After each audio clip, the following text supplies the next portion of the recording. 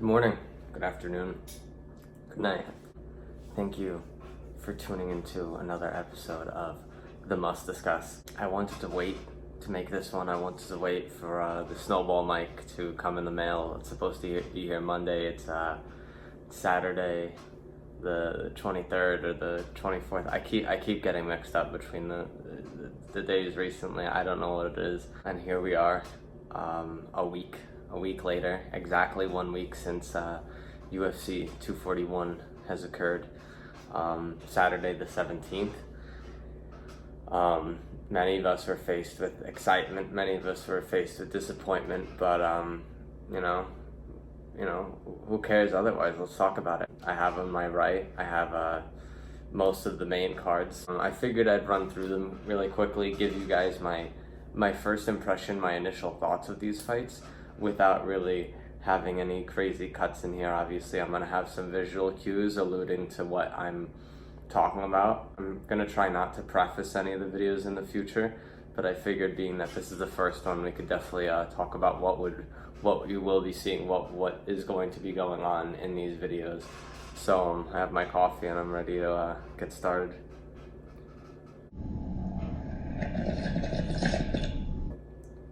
The first sip really gets me going, you know? One that I really wanted to kick it off with was one that was probably one of the most exciting fights of the night. I ended up seeing this at Dave & Buster's over at the mall near me with my girlfriend, and I was like super excited. I was like, oh my god, you know, Nate Diaz, Daniel Cormier, and Stephen Miller. You know, it was a championship. It was a big fight, you know. So I figured, why not go somewhere so fancy for the occasion? The food rolls in right around when Ian Heinisch and Derek Brunson step up, and you know, I'm gonna be honest, I haven't really heard much about these guys before. I'm not really too familiar with either of them. I was definitely surprised. I was definitely excited to see this. You know, the performance from both of them. You know, obviously one knew how to play the game a little bit more than the other. Going through the motions of the fight when I was watching it, I really enjoyed it, but I was also disappointed by the end because you know, you see Ian and you see Ian's confidence, and you see it kind of wear off, you know, as the fight goes on. And Derek has this ambitious, this bullet train mindset where he just didn't really slow down, but he's very, very smart. He's very extremely smart the way, like I said before, he was playing the game. There's not too much to say about this fight besides how really exciting it was. The first round you really thought Ian had it, and then you roll into round two and Derek kind of catches his wind and catches his breath, and he kind of is able to you know, gain an understanding of how the way Ian's rolling, the way Ian's throwing his punches, throwing his kicks. Once he's got that, Ian really just started to slow down, and from there it was a wrap. I mean, you know, it was by decision, so that was great. You know, it wasn't a KO, or it wasn't anything too embarrassing on Ian's end, but otherwise, you know, they fought a good fight, and otherwise it was entertaining nonetheless. Just really running through my initial thoughts of these. I'm a little foggy, you know, a whole week has passed since the fight, but I figured I'd give what I do remember, what I did enjoy, and you know, what I'm looking forward to. I would definitely love to see Ian fight again. He's definitely a really promising fighter. Derek, obviously, he's like kind of remnant of John Bone Jones, the way he fights, the way he throws his kicks, and the way he paces himself. Gabriel Benitez and Sodiq Yusuff. I might bash some of these pronunciations. Otherwise, that was definitely an entertaining fight. You kind of go in there with the idea, the way these announcers are talking. You know, Gabriel is this world champ, and sorry, there was a fly. And you know, he throws these unbelievable kicks, but Sodiq just came out of the gate with this intense, immense pressure, just punching Gabriel into a corner, and inevitably, you know, was it round one, within 4 minutes, TKO'd him with this. I think it was a beautiful overhand right that just sent him right into the ground. And in the post-fight kind of interview with Joe Rogan, Gabriel kind of came over, and I thought he was going to give him some kind words, and he ended up kind of telling him, next time, and it wasn't very sportsmanlike, but otherwise it was entertaining. It wasn't, now comparing this to the Derek Brunson and the Ian Heinisch fight, I wouldn't say that was the most entertaining fight of the night. The next one I'm going to be discussing is. It was really good. It was more of like a heartfelt fight, because I was happy for Yusuf, because he was discussing or talking about his family. He was so happy he's going to be able to, be with his family again, or at least it was something with his kids. I'm quite sure he wasn't able to kind of get them over here. Something with legal papers and whatnot he was discussing, and it doesn't really have much to do with the fight, but it was definitely like heartwarming to see. I heard people comparing this next fight to two Greek gods battling, and it was Yoel Romero and Paulo Costa, and that was probably I think this I can confidently say was the most exciting, entertaining fight of the entire night.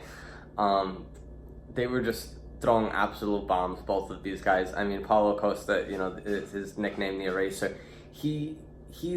Seems to me, he's notorious for his punches, for his very powerful punches. A lot of his wins were through knockout, if I'm correct. Although Yoel Romero is a very seasoned and decorated fighter. He's older. He's up around almost his 40s, or he's in his 40s, to my knowledge. I'm not gonna say age really matters in this game, but in this fight you really saw the younger man kind of have the upper hand. Paulo, trained really hard for this. Obviously, his physique was unbelievable. He looked like he was just on the ball the entire fight. He had a little slip up here and there, but otherwise he's a very, very promising fighter in the game, and I think he's gonna make a name for himself without a doubt. He's gonna be a champion. I don't think he really called anyone out like crazy. He just kind of took the win for what it was. But you saw a lot of. It was a funny fight, almost, you could say. The whole tongue wagging and everything between each other. Yoel was doing it for a lot of the fight, for about 3/4 of it for the most part. Then Paulo, I guess, wanted to play the same head game, same mind game back with him. So he kind of, wagged his tongue right back. But this one head kick, I'll show in a picture, that Yoel took. It was like a shin to the side of his head, shin to his jaw. It was unbelievable. I'm not sure if he was mid tongue wag when he received that shin kick to the side of the head, but yeah, Paulo Costa is an absolute monster. Yoel Romero he's very well paced as well, like similar to Derek Brunson. Like he knew what he was doing, but you could see he was getting worn towards the end of the fight, similar to Heinisch as well. He was slowing down, but he also had that power. His power was consistent. His power was without a doubt consistent. I almost don't want to stop talking about this fight, because I could say was the most exciting. I think the Heinisch fight and the Heinisch Brunson fight was only more exciting to me, because I was able to eat at the same time. So I was just kind of like, similar to watching a film and enjoying popcorn, throughout it. And then when your popcorn's done, it's like, okay, I guess it's just the visual stimulation that you're receiving now, rather than the yum-yums. Moving on to the Pettis Diaz fight. Another fight went down to a round 3 decision. That was a war. I said the last fight was a war, but this one was highly anticipated. After seeing Pettis, I kind of underestimated his skill until I really saw a lot of his highlight clips before this fight began. And I had a friend end up sending me a clip of his off the cage Superman. It was his Superman punch, or it was his kick, if I'm correct, because he practices it in the beginning of most of his fights. And it's appalling to see something like that, and then to see Nate Diaz, who hasn't fought in 3 years, step into the ring with some guy who can do that. You kind of almost feel scared for him. But you also know that he has this, he's a little, I hate to say it, but psychotic. he's a little psychotic when he fights. He has this animalistic mindset where he doesn't care who he's stepping into the ring with. He cares how he's gonna do it. He doesn't. It almost doesn't seem like he's very strategic. He seems like he's just in there to kill you and wrap it up and get it over with. And that's what he did. I mean, it was a lot of respect I saw in that fight, especially when both fighters got up. They were on their knees, they hugged each other, they stood up. There was a lot of respect, and it really made me love the sport only even more. Pettis had an amazing performance as well. Right around round 3, they were really throwing some bombs at each other when they're up against the fence.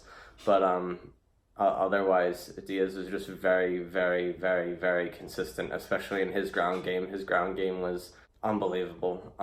His right hooks to elbows, like the transition between them, was very fluid. Like, I don't know, for someone who you would think is primarily a boxer or has great stand-up game, his wrestling is very good. And I was watching him in an interview discuss his wrestling, and he's practicing weeks before his fight with D1 wrestlers as well, Division 1, which you could definitely tell brushed up his wrestling. I mean, obviously it's not like you can't say he wasn't a good wrestler before. You can't discredit him for his his rear naked choke on Conor McGregor. If you get that position and you're able to lock that in, you don't really need to be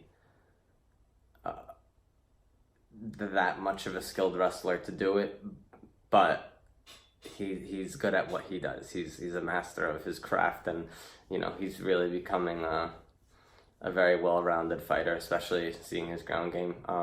Pettis, I don't want to take anything away from him. He went the whole 9 yards. He went all 3 rounds. So I mean, you can't really take much away from him. I was really happy to see Diaz win. I was expecting Diaz to win. I was scared for him because Pettis is such a brutal fighter as well, and he's also a little wild himself. But it was something. It was a fight for the ages for sure. It definitely had everyone losing. I felt like it almost overshadowed the next fight I wanted to talk about, the Cormier Miocic fight. This was disappointing for a lot, exciting for a lot, satisfying for a lot. This is coming back from a huge rivalry between these two fighters. I haven't really heard of Stipe Miocic before this. I haven't really been quite the biggest UFC fan for a while. I just figured it's always exciting, being in it, watching it, giving your thoughts on it. I don't want to take away credit for anyone who knows more than me, but